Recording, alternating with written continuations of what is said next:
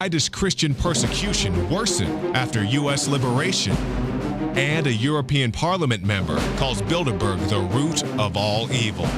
That's next on the INFOWARS.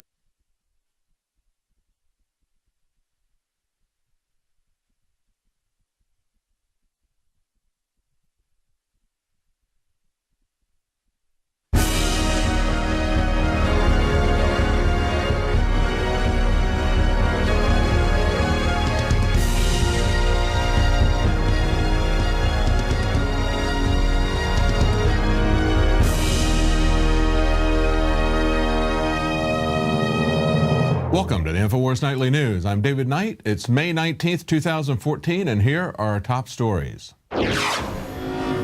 Tonight, police train to take on returning veterans. Then, why does Christian persecution worsen after U.S. liberation? And a European Parliament member calls Bilderberg the root of all evil. That's next on the INFOWARS Nightly News. Setting themselves up just as the devil did. Look at how they manifest all the attributes of Satan. Well, our first story tonight is about a U.S. veteran who was beaten to death by 5 cops. Now, why is this our top story? Because it tells us something very important about the state of our police departments as well as the attitudes of many veterans who are not going to take the kind of abuse that many of us will roll over and take. Now, in this story, a very sad story out of California, Tommy Yancey, 32, father of 2, was savagely beaten to death by 5 law enforcement officers, and this is just over a traffic stop. Now, this veteran suffers from PTSD. He served in Afghanistan and Iraq. The officers claim that Yancey swung at an officer and attacked a canine. I'm sure that the canine attacked him first. You don't typically go and start swinging at canines. And what caused him to swing at the officer? Is that a capital offense anymore?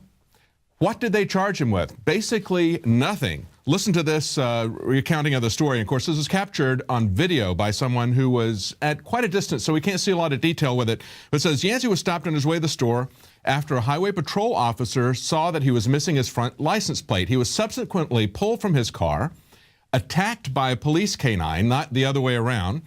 He was hit by a taser, then beaten by 5 officers until he died. A witness who filmed the incident can be heard screaming on the recording, "How long before you guys call an ambulance?" Call an ambulance is what they're screaming. Why would they continue to beat him after he's been subdued? Why would they beat him to death? This is something we've seen over and over again. Police using lethal force well after the point where they might have been threatened by anything. Certainly when they are not threatened. We saw this happen in New Mexico where they shot the man who had his arms raised and who just merely turned away after they stuck a dog on him. We see this happening with people who have been handcuffed and on the ground. They continue to beat them well after there is no justification for them to use force, let alone lethal force. This is a case of murder. If you and I were to shoot somebody who is fleeing our home, that would be murder if we shot them in the back because they no longer presented a threat to us. If they were coming at us in our home, we would be within our legal rights to use lethal force to stop them. When they are running away from us, when they no longer present lethal force to us, that is murder. And that's what we see happening from the people who want to have a monopoly on the use of force. They are arming themselves with all the military might that we've seen used in Afghanistan and Iraq. And this brings up this story that was picked up by Drudge today from Friday at INFOWARS. Now, Leanne covered this as well, but it's time for us to go back and take a look at this. Again, this is a fellow in Indiana, a police chief, who is saying that they're now justified to use these kind of military vehicles, these mine-proof vehicles. They're justified because of why? Because of returning vets, because they know that the vets not only are not going to take the kind of crap off of them that people the general population will take off of them, but they also know how to use weapons. But there is no evidence of them doing any of this. There is no reason for them to do this. As he mentioned in the video, they're doing this as a reaction.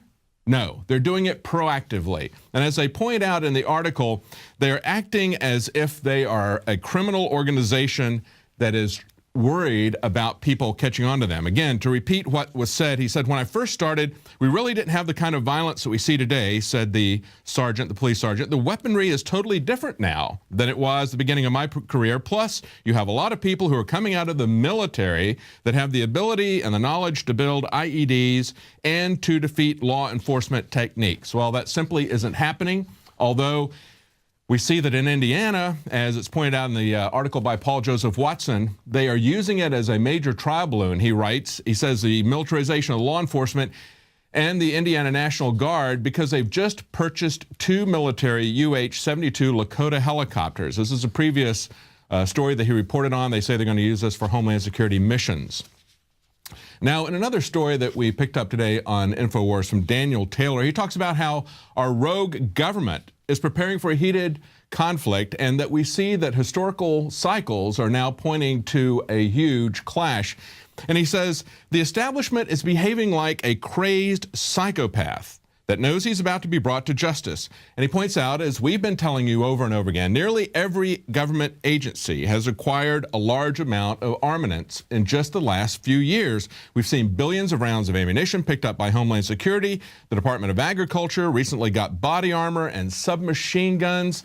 This is what we're seeing with these military bases that we took the time to go to. Hopefully, people seeing us walking through this, not just stagnant photographs, or actually walking through this, taking our time to go through it. You need to look at that. You need to understand why they are training for this. If you saw somebody training to fight and take over airplanes, you might assume that these people were trying to create a terrorist act, to take over that airplane. That is what we see happening with these American cities, these American villages and urban areas that they're training to take over. And we see, if you look at all this as a complete picture, you need to understand what is going on. Now, as we covered on the Sunday show yesterday, at an asymmetric warfare group conference that was done 8 years ago while the Iraq War was going on, one of the presenters at that conference said, "How do you determine a legitimate government?" Well, an illegitimate government spends an inordinate amount of security to create stability in its country. That's what we're seeing in America now. But this article is worthwhile reading because it talks about a societal trend. There is a cycle to history. If history doesn't repeat itself, as it's been said, it certainly does rhyme. Well, it does repeat itself very closely. There is a cycle that Strauss and Howe pointed out in their book, The Fourth Turning. And in this article, he goes through some of this. I have a report that was done about a year and a half ago on this. You can look at that on INFOWARS. It's called History Really Does Repeat Itself. Take a look at what they're presenting here, because this is the kind of societal cycle that we've seen before with the Revolutionary War, with the Civil War, and with the Great Depression and World War II. It's something we should all be very concerned about. I believe the government knows that is part of the equation as well. They see that there's going to be societal unrest as well as their criminal actions, and they are gearing up to take care of that. Now, we also have an article on INFOWARS today from the American Dream, Michael Snyder. He asks, why does Christian persecution always get worse in every country that the U.S. liberates, quote unquote? He says, when the U.S. liberates a nation, shouldn't it just result in more liberty and freedom? But instead, we find just the opposite. Every nation that we've liberated since 9/11, the persecution of Christians in that country has become much worse. And he talks about, for instance, Afghanistan, where there's not a single church left after 12 years of us being there, or Iraq, where before the invasion, there were estimated 2 million Christians there. Now that's down to 450,000, and they believe that those are going to disappear as well. Then he goes to Libya. He says, look at liberated Libya, where now Al-Qaeda has been put in control, and Christian churches are being bombed, Christians are being tortured and killed. And then, of course, in Syria, the Obama administration